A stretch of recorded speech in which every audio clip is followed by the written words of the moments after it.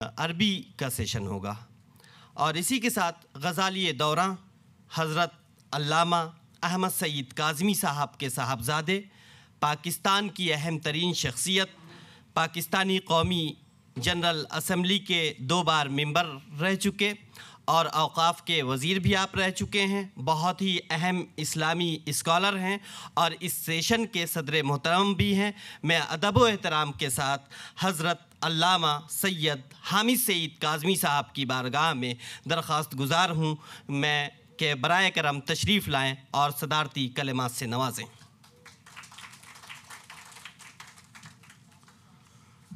نحمده ونصلي ونسلم على رسوله الكريم اما بعد فاعوذ بالله من الشيطان الرجيم بسم الله الرحمن الرحيم يضل به كثيرا ويهدي به كثيرا صدق الله مولانا العلي العظيم وصدق رسوله النبي الأمين ونحن على ذلك لمن الشاهدين والشاكرين والحمد لله رب العالمين۔ ذی وقار و ذی احتشام مشائخ اعظام، علماء کرام، مہمانان گرامی اور حاضرین محفل، میرے لیے یقیناً سعادتوں کی معراج ہے اور خوش بختی کی علامت ہے اور طالع بیدار کی ضمانت ہے کہ میں ان ہستیوں کے سامنے محو کلام ہوں کہ جن کے سامنے ابوالکلام گونگے دکھائی دیتے ہیں۔ بہرحال وقت ایسا ہے جس میں ذرا سی بھی طول کلامی یقیناً بہت طبیعت پر بار گزرے گی۔ بہت اختصار کے ساتھ، تصوف میں منافقت نہیں ہے، دھوکہ نہیں ہے، ظاہر اور باطن میں فرق نہیں ہے۔ ہماری طرح نہیں ہے کہ گالیاں امریکہ کو دیں گے اور دل میں خواہش پلے گی کہ امریکہ کا ویزا مل جائے۔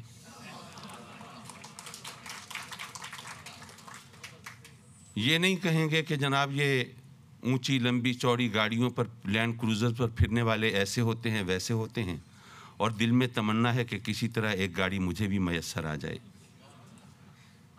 اور زبان سے اللہ کی رحمت مانگیں اور مجسم رحمت کی طرز زندگی کو فراموش کر دیں اور اس رحمت کا وہ مفہوم متعین کریں جو آقا کریم کے طرز حیات سے بالکل متصادم ہو۔ قرآن مجید نے جب یہ کہا یضل بہ کثیرا ویہدی بہ کثیرا، اگر یہ کسی عارف کا یا کسی عالم کا قول ہوتا تو لوگوں نے آستینیں چڑھائی ہوئی ہوتی اور خود کش حملے ہو رہے ہوتے کہ قرآن جو مینارہ نور ہے، جو منبع رشد و ہدایت ہے، جو مخزن علم و حکمت ہے، اس سے کوئی گمراہ کیسے ہو سکتا ہے؟ اور آج کل عوام کا طرز عمل بھی یہ ہے، وہ لوگ کہتے ہیں کہ یارو ہمیں کچھ پتہ نہیں چلتا، یہ مولوی انہوں نے تو ہمیں گھن چکر بنا دیا ہے، ادھر بھی مولوی ہیں ادھر بھی مولوی ہیں، یہ بھی نمازیں پڑھتے ہیں وہ بھی نمازیں پڑھتے ہیں، یہ بھی شکم بالائے شکم داڑیاں رکھتے ہیں وہ بھی باشرہ دکھائی دیتے ہیں، اب کریں تو کیا کریں، کس کے پیچھے چلیں اور کس کو راہبر و رہنما تسلیم کریں؟ ہمیں تو انہوں نے کہیں کا نہیں چھوڑا۔ حالانکہ قرآن مجید نے تو بہت وضاحت سے ہمیں بتا دیا ہے، 1500 سال پہلے بتا دیا تھا کہ ہر قرآن پڑھنے والا ہدایت یافتہ نہیں ہوتا۔ جو قرآن پڑھ رہا ہو اس کے پیچھے آنکھیں بند کر کے چلنے سے پہلے یہ فیصلہ کر لیجئے کہ قرآن تو پڑھ رہا ہے لیکن قرآن سے ان کو ہدایت ملی ہے یا گمراہ ہوا ہے۔ اب یہ فیصلہ ہم کیسے کریں؟ یہ بھی قرآن نے خود بتایا، پہلے ہمیں تعلیم دی کہ تم مجھ سے مانگو، سب کچھ مجھی سے مانگنا ہے، اور مجھ سے نہیں مانگو گے تو کس سے مانگو گے؟ لیکن باقی جو چیزیں مانگتے ہو تم اپنی مرضی سے مانگتے ہو، دولت مانگتے ہو، عزت مانگتے ہو، شہرت مانگتے ہو، وقار مانگتے ہو، حکومت مانگتے ہو، اختیار مانگتے ہو، یہ تمام چیزیں تم اپنی مرضی سے مانگتے ہو، لیکن میں جو تلقین کرتا ہوں وہ کیا ہے؟ اہدنا الصراط المستقیم، مجھ سے ہدایت مانگو۔ وہ اس لیے کہ تم مجھ سے روزی رزق مانگتے ہو، رزق بے شمار دے دوں، دولت بے حساب دے دوں، لیکن ہدایت نہ دوں تو رزق میری رحمت ہے، تم میری رحمت سے میرا عذاب خریدو گے۔ تم مجھ سے صحت مانگتے ہو، جوانی مانگتے ہو، شباب مانگتے ہو، میں تمہیں قداور قوی ہیکل شاندار جوان بنا دوں لیکن ہدایت نہ دوں تو وہ جوانی اور اس طاقت کے غرور میں مجھے بھی للکارنے لگو گے اور اسی گناہ کے سبب میرے قہر و غضب کا نشانہ بنو گے۔ اس لیے تمام چیزیں بعد میں مانگنا، پہلے مجھ سے ہدایت مانگو، اور مجھ سے ہدایت مانگ رہے ہو تو میں تو ہدایت ضرور دوں گا، میرے خزانے میں کوئی کمی تو نہیں ہے۔ میں ہدایت دے دوں گا لیکن تمہیں کیسے پتہ چلے گا کہ اب تمہیں ہدایت مل گئی ہے؟ یہاں ورغلانے والے بھی ہیں، بہکانے والے بھی ہیں، اللہ رسول کا ذکر کرنے کے بہانے حرمین شریفین سے اٹھا کر لے جانے والے بھی ہیں۔ تو ہدایت تو میں دے دوں گا لیکن تمہیں کیسے یقین آئے گا؟ تمہیں کون بتائے گا؟ کہ آپ جبریل آ کر بتائیں گے جی پہلے آپ ذرا تھوڑا سا ڈیویٹ کر گئے تھے، اب آئے ہیں صراط مستقیم پر، اس پر استقلال سے قائم رہیے گا؟ جب مجھ سے ہدایت مانگی ہے تو اتنی آسانی سے ہدایت دوں گا کہ پھر بھٹکنے کی گنجائش نہیں بچے گی۔ وہ کیسے؟ مجھ سے جب ہدایت مانگی ہے تو ساتھ ہی یوں بھی کہو صراط الذین انعمت علیہم۔ یہ کتنا آسان راستہ ہے اس کا میں ذرا سیدھے طریقے سے بتا دوں، ایک مثال کے ذریعے عرض کرتا چلوں۔ فرض کیجئے، اب ظاہر ہے کہ میں یہاں کے پس منظر میں جو مثال دوں گا اگر اس میں ذرا تھوڑا سا ادھر ادھر ہو جاؤں تو معاف کر دیجیے گا میری مجبوری کا سہارا لے کر۔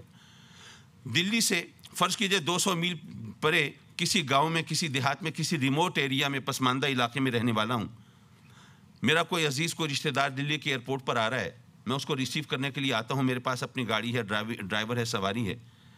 دلی شہر میں انٹر ہوتا ہوں، گاڑی کھڑی کرتا ہوں، لوگوں سے پوچھتا ہوں کہ جناب ذرا بتائیے ایئرپورٹ کا راستہ دکھا دیجیے۔ لوگ کہتے ہیں کہ اتنی دور سے آیا ہے، اس کو ذرا صحیح طرح گائیڈ کرنا چاہیے۔ انہوں نے مجھے گائیڈ کرنا شروع کیا، جی یوں چلے جائیے، ایک راؤنڈ اباؤٹ آئے گا، اس سے یوں مڑ جائیے گا، پھر ایک چوک آئے گا، اس سے فلاں سڑک نکلے گی، پھر آگے فلائی اوور آئے گا۔ میں سن کے حیران پریشان، بھائی میں دیہات سے آیا ہوں، نہ وہاں فلائی اوورز ہوتے ہیں، نہ اتنے راؤنڈ اباؤٹ ہوتے ہیں، نہ اتنے چوک ہوتے ہیں، نہ اتنی سڑکیں ہوتی ہیں، نہ اتنی گاڑیوں کا رش ہوتا ہے۔ خدا کے لیے میں 200 میل کا سفر کر کے یہاں آیا بیٹھا ہوں اور اب 10 15 20 کلومیٹر کی باتیں رہ گئی ہے، خدا کے واسطے میری رہنمائی کر دو۔ ایک صاحب میرے پاس آئے، بہت پریشان ہو، ایئرپورٹ جانا ہے۔ پریشان مت ہو، ایسا ہے اتفاق سے میں بھی ایئرپورٹ جا رہا ہوں، تو ایسا کرو کہ اپنی گاڑی میری گاڑی کے پیچھے لگا لو، سیدھے ایئرپورٹ پہنچ جائیں گے۔ تمہیں راؤنڈ اباؤٹ شمار کرنے کی ضرورت نہیں، فلائی اوور گرنے کی حاجت نہیں، سڑکوں پر کھڑے ہو کر نام پڑھنے کی بھی کوئی تک نہیں ہے، اور جگہ جگہ رک کر لوگوں سے راستہ پوچھنے کی بھی گنجائش نہیں ہے۔ بس اتنا کرنا کہ اپنی گاڑی میری گاڑی کے پیچھے رکھنا، ادھر ادھر مت ہو جانا، سیدھے ایئرپورٹ پہنچ جائیں گے۔ اللہ بھی فرماتا ہے میرے بندو تمہیں ہدایت چاہیے نا، تمہیں کیا پتا ہدایت کا راستہ کون سا ہے؟ ایسا کرو میرے جو انعام یافتہ بندے ہیں ان کے پیچھے چل پڑو، تمہیں بھی ہدایت مل جائے گی۔ اب انعام یافتہ کون ہیں؟ اس کے لیے بھی قیاس و گمان اور ظن و تخمین کی ضرورت نہیں ہے، قرآن مجید نے اسے ہماری ڈسکریشن پہ نہیں چھوڑا۔